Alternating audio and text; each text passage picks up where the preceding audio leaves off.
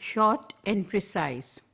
While delivering a lesson, the teacher needs to time manage by doing short and precise summaries on the lesson being delivered.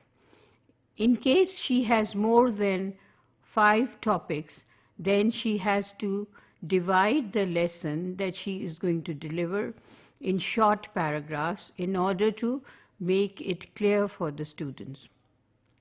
Precise means that the meaning must be conveyed, but not in long sentences. The meaning should be made clear in short sentences so that the students do not get entangled in long sentences. They might get very confused if the teacher is using long sentences. Also, the teacher needs to make use of the commas, full stops, question marks, so that the student may understand the shorter sentences used with the insertion of commas in the longer sentences. In case the teacher finds that the instruction being given is too long, she can always divide a long sentence in 2 short sentences. Or she can put a punctuation mark using a comma or even a dash to make it a little pause in between the 2 sentences.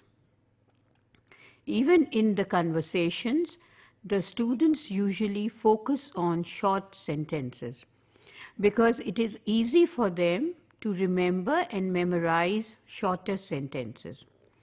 If there are long sentences, the teacher may encourage the students who are good at memorizing the longer sentences to write those sentences on the board and then make the students with less ability copy those sentences and also divide the sentences into 2 parts and help their friends to memorize the longer part if necessary.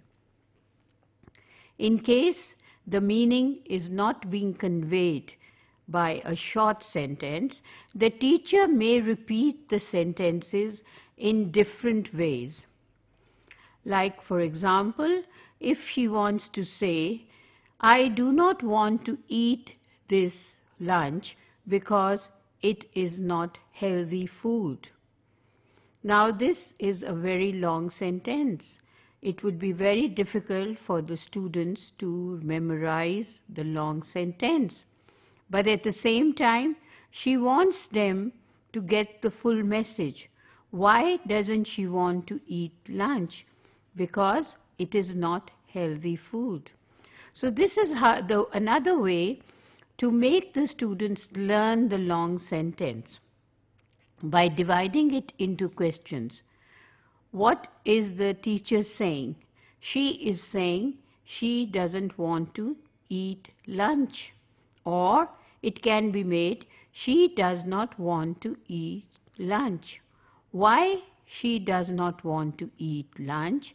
Because it is not healthy food. Another way to do the same sentence is, it is not healthy food. The teacher does not want to eat it. So there is no harm in dividing the sentences in 2 sentences which are formed with another structure of words.